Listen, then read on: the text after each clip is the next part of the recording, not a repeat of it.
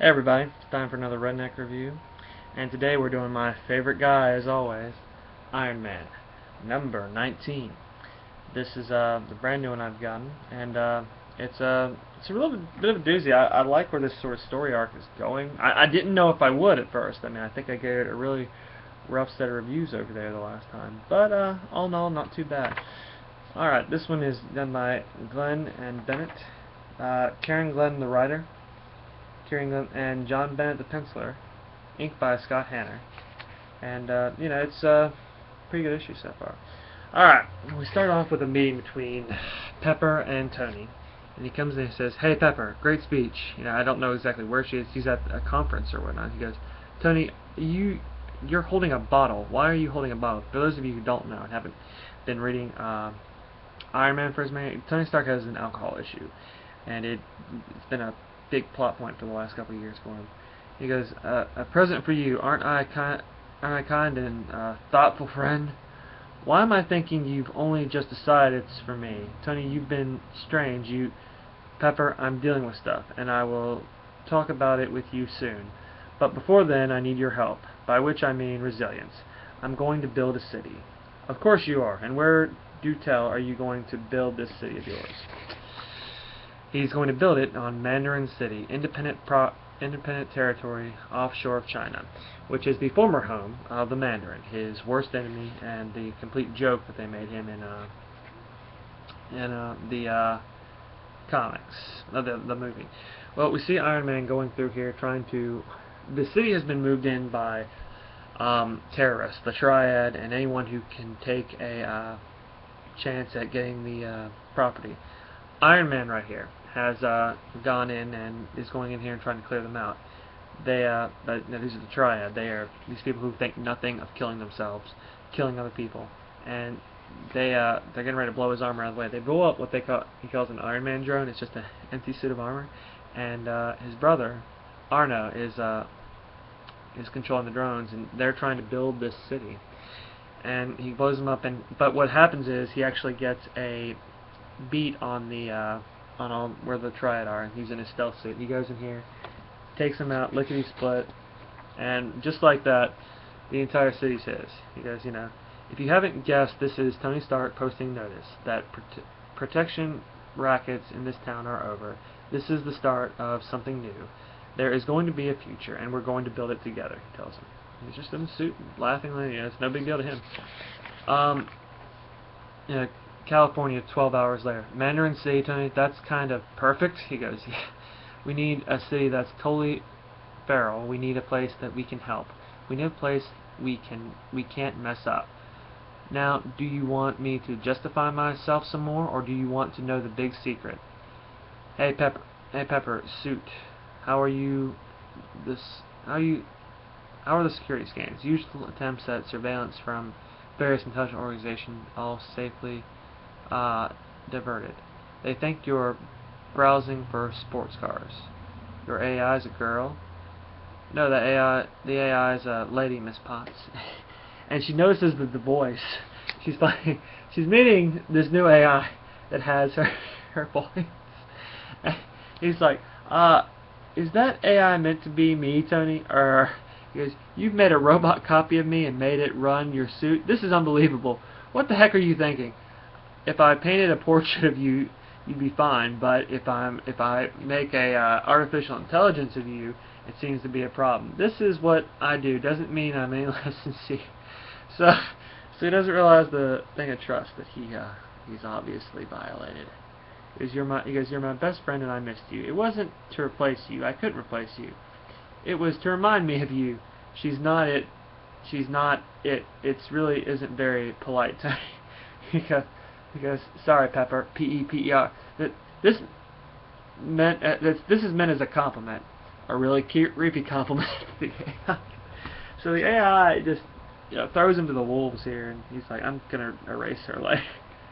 So he takes her they're in the house, and what she doesn't know is about Tony's brother. So they go down to the new facility, and he goes, "Pepper, meet Arno. His brother's been the Iron Lung. I thought you liked surprises," he said, and she just looks shocked that this is his brother. Pleased to meet you, Pepper. I've admired your work from afar. Also, you're putting up with Tony. I'm not sure which is more impressive. The latter. She goes, definitely the latter. Tony, this is big. Howard and Maria had 2 sons? No. They had 1 son. They raised 2. She goes, oh, Tony. I found out the night of my surprise party. Mom and Dad never had time to tell me I was adopted. Arno had to live in hiding. It's complicated to say the least. So complicated that we can't dwell on it now. Not when there's many things to do. So basically, he found out he has his brother. And he is going to try to change the world with him. Trying to change the world with him. I mean, that's just awesome. I mean, everyone can say what you want about Tony Stark, not being as cool as Batman or stuff like that, but I think he's a little bit better than Batman in some places like this, because he's trying to make a difference in the world. He is a person who's looking for redemption and trying to just make up for the things he's done. Arno is a genius. He had decades to work on his plan. He goes, he's just so complicated we can't dwell on it. He's talking about these plans that Arno has. He wants to build this city.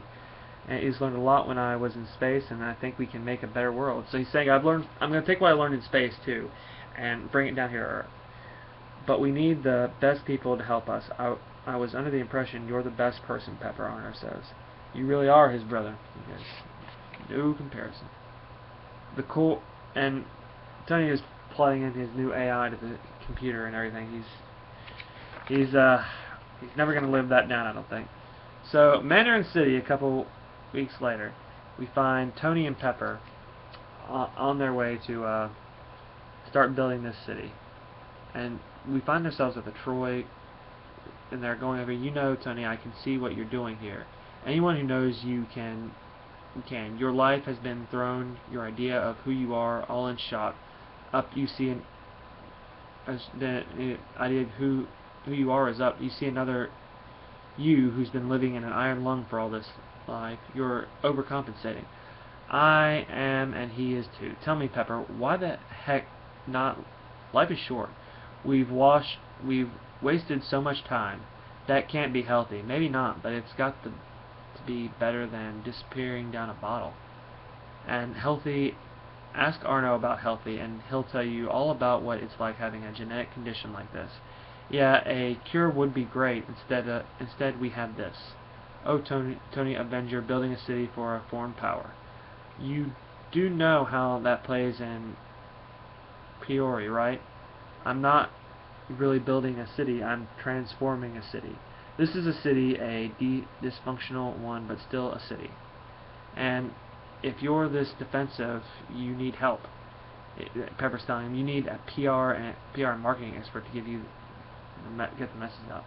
Get the message out. I know only one person I trust. Trust is Kate, and I know I miss her too. But Resilience Freelancer is great. Business and politics background rather than superhero PR, but he's got a lot of experience in tech. Well, I like him. You want a personal recommendation? This is just them going back and forth. You know what I take from me, Mark? Is I like him a lot. So he's getting Mark, her fiance, to help him. He goes, you know what I take from it? Take it from me, Mark. Sleeping with the boss is always a bad idea. And you know, Tony slept with a lot of them. Pepper's not the boss; she's the client. And hey, we don't do so much sleeping. He goes, I hate you, because I guess he still misses her. Nice crowd, and highly international, too. People are hungry for Stark Vision. Be a while since we've had a project, let alone like this. Live feeds from the rest of the world, 2 big audiences. Though she's someone I wasn't expecting. Excuse me, Tony. Possible PR problem. So this is news. I thought the International didn't have a budget to send anyone outside of the London zone too.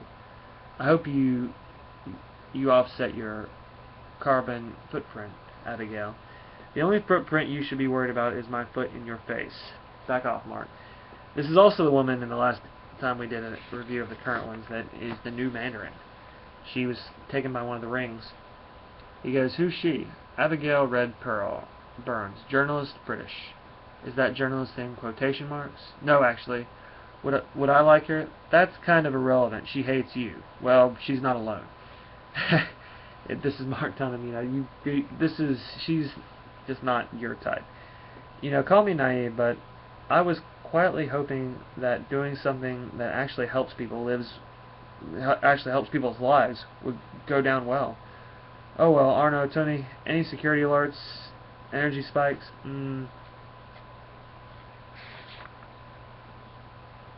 One final pass of scans. Arno's going through here, and he goes, not getting anything, we can go ahead. He goes, and since the world tends to think of visionaries who look like me are supervillains, the stage is yours. So he's like, listen, I'll have the idea. You just come up with the PR, because you look better than I do. He goes, hi everyone. I'm Tony Stark. I'm here to talk to you about the future and how we're going to ensure that we have one. He's up here talking with him, and all of a sudden he keeps telling us, we need a better way to live. We need a better place to live. Oh, you hypocrite, Abigail goes, you deserve to be... And all of a sudden this ring of energy comes to the side and knocks Tony off the podium. He goes, and Abigail looks at the ring and goes, ring, did you... I did nothing, Mandarin 7. I remain quintessentially conserved. Mandarin 1 is activated. So, look on the bright side. His buddy tells him, this declaration of war is going viral. So he's like, no PR is bad war. Even a giant, one of your villains attacking you is not even bad PR. Alright guys, well that's it for the review of Ironman, Iron Metropolitan, number 19. Altogether, I would give the story a 4.5. And the art, it's not the same art. I mean, it's pretty good. Did not have as many ads or anything in there. It's a pretty good book. It's $3.99. So I'm gonna give the book a 4.5. As far as this arc is still going on, so I can't overall give it, but I'd say it's pretty good so far. The actual thing of it. So 4.5 and 4.75. 4.5 for the story and a 4.75 on the art.